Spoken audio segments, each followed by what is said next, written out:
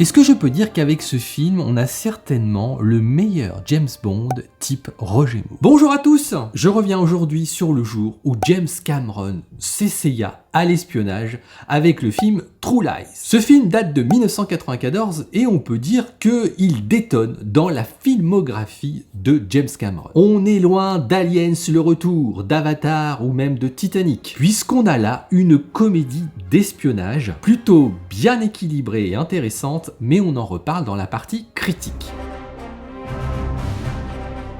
Pour commencer, regardons où se situe ce film dans la carrière de notre réalisateur. True Lies arrive 3 ans après le succès de Terminator 2 et 3 ans avant le succès planétaire de Titanic. On peut dire que True Lies n'a pas été un gros succès commercial. On pourrait même dire que c'est plutôt un échec au vu des chiffres pharaoniques que nous réserve habituellement le réalisateur. En tout cas, ce qui est sûr, c'est que ce film n'a absolument pas rencontré son public en France. Alors c'est vrai qu'à l'époque, peut-être que le public n'attendait pas James Cameron dans ce type de film. Au niveau des acteurs, on retrouve Arnold Schwarzenegger jouant le rôle de l'espion Harry Tasker ou Rehnquist. Jamie Lee Curtis joue le rôle de la femme de Harry. Et comme il n'y a pas un bon film d'espionnage sans une bonne dualité avec notre héros, on retrouve Art Halick jouant le rôle du terroriste de service. On reparlera de tous ces acteurs plus tard. Monsieur James Cameron a été inspiré par un film français, La Totale, film de 1991 réalisé par Claude Zidi avec comme tête d'affiche Thierry Lhermitte, Miu Miu et Eddie Mitchell. C'est l'une des raisons pour lesquelles il est étonnant que True Lies n'ait pas fonctionné au box-office français. Pour une fois qu'un énorme blockbuster américain était inspiré par un petit film français, c'est franchement dommage. Pour le situer dans le temps au niveau du cinéma d'espionnage, il faut savoir que ce film arrive 1 an avant GoldenEye et 2 ans avant le premier Mission Impossible. Ah, c'était la grande époque. Pour terminer avec les à côté, connaissez-vous le point commun entre James Cameron et la saga James Bond? Alors oui, je vois là-bas derrière les petits rigolos qui vont me dire « Ah bah le prénom !» Eh bien non. Le point commun se nomme Peter Lemon. Ce directeur artistique était là à l'origine de la saga bondienne et il a accompagné James Cameron sur plusieurs de ses films jusqu'à obtenir un Oscar pour Titanic. Harry Tasker, un espion américain, chasse les terroristes à travers le monde. En parallèle, il a une vie de famille tout à fait ordinaire. Seulement, sa femme et sa fille ne savent pas qu'il a une double vie professionnelle. Cela va entraîner des complications dans la vie de notre espion. Ce film est clairement un condensé d'action et d'humour. De ce fait, impossible de ne pas penser au James Bond de Roger Moore quand on voit certaines scènes de ce film. Mais là, pour le coup, par rapport à la saga James Bond et au film de Roger Moore, je trouve qu'on a, avec True Lies, un dosage presque chirurgical entre l'action et l'humour. James Cameron arrive selon moi à parfaitement doser entre les deux types. Là où le film français manquait cruellement de moyens pour nous faire avaler que Thierry Lhermitte était un espion, ici on met le paquet sur l'action et on y croit. Et pour rajouter avec les similitudes qu'on peut trouver avec notre saga, comment ne pas penser à un bon James Bond quand on voit la scène d'introduction de True Lies? Un petit bijou d'élégance, d'humour et d'action. Le film commence parfaitement bien et selon moi, si on en reste à la première partie, c'est presque un chef-d'œuvre du genre. Alors évidemment, on n'a pas n'importe qui derrière la caméra et là aussi, ça change beaucoup de choses. Pour exemple,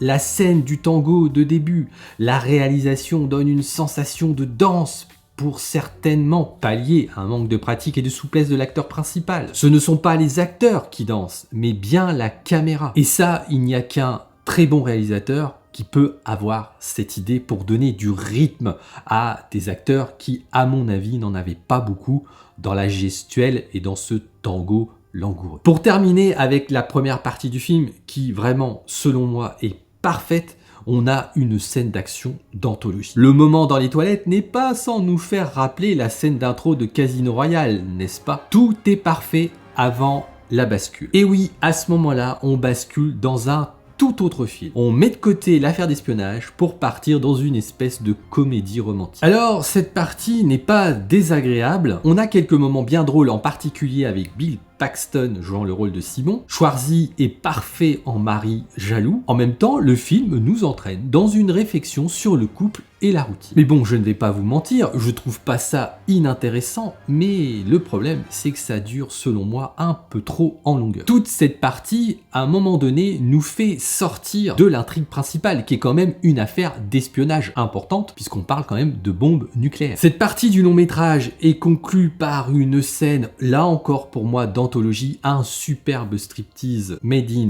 Jamie Lee Curtis. Et là, eh bien, on rebascule de nouveau dans le film d'action, dans le film d'espionnage, mais hélas, on ne va pas retrouver la saveur de la première partie. Je trouve que finalement le long métrage s'essouffle et n'arrive pas à bien conclure un film qui aurait pu être vraiment un chef-d'œuvre. La scène sur le pont des Keys est excellente, mais la scène de l'avion dans la tour de Miami n'est pas très plausible. Le film n'échappe d'ailleurs pas à la surenchère et c'est bien dommage. On frôle par moments la perfection, mais à chaque fois c'est gâché par un petit quelque chose. Je vais prendre 2 exemples. La tentative de saut à cheval par-dessus la rue. Pourquoi ne pas l'avoir arrêté au saut de la moto, cette scène? Schwarzy était vaincu de toute façon. Et puis à la fin, avec l'avion qui va dans tous les sens et le terroriste coincé sur le missile, c'est dommage parce que dans cette petite partie de la scène, on ridiculise l'antagoniste. Et du coup, le type perd en crédibilité. Jusque-là, ça avait plutôt tenu la baraque. Mais par cette petite scénette, on casse complètement le mythe, on casse complètement la dualité qui était vraiment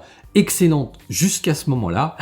Ils auraient pu s'arrêter ou faire autrement. Oui, parce que finalement, l'antagoniste tenait la dragée haute à notre héros. Pour preuve, la première partie du film, où on sent qu'il y a une vraie dualité et que Schwarzenegger va avoir du fil à retordre. Je vais revenir à ce que je disais au départ. On a avec ce film certainement le meilleur James Bond à la façon Roger Moore. Souvenons-nous de la période de la saga bondienne où l'humour a fait son apparition à forte dose. Le moment où la saga était dans une grosse légèreté, mettant la mission et l'espionnage un peu au second plan. Eh bien, je trouve que True Lies réussit où la saga bondienne a par moments échoué. Alors qu'on soit bien d'accord, True Lies par moments fait aussi beaucoup trop dans l'humour et on bascule des fois dans le ridicule ou le cartoonesque. On chatouille le burlesque, voire la vulgarité gratuite par moment. Mais on n'a pas n'importe qui derrière la caméra. Cameron a ce don de pouvoir nous remettre dans l'intrigue, même quand il va trop loin. Je tiens à le féliciter parce que quand même, quand on regarde ces films,